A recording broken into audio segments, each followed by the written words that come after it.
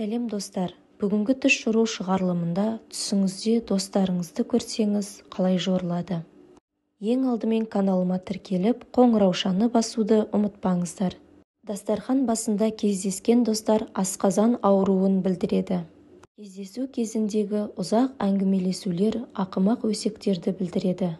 Егер өте жақын достарыңыз үнемі түсіңізге кіретін болса, оларға көмек қажет, бірақ олар сізден сұрауға батылы бармайды. Ұмытылған мектептегі достарыңызды көру ескі арманның орындалатын уақытының келгенін білдіреді. Түсіңізде кездесу кезінде достардың бірі қайтыс болса, бұл оның жақын арада үйлену тойы болатынын білдіреді. Достардың ауырып жатқанын көру жаман жаңалық. Түсінде достарымен сәлемдесу олардың бір-бірін еске түсіретінін және сағынатынын білдіреді. Бірнеше достармен кездесу мұндай түс адамның қызғаныш сезімін білдіреді. Достарыңызды түсіңізде көңілді көру қымбатты қонақтың күтпеген сапарын білдіреді.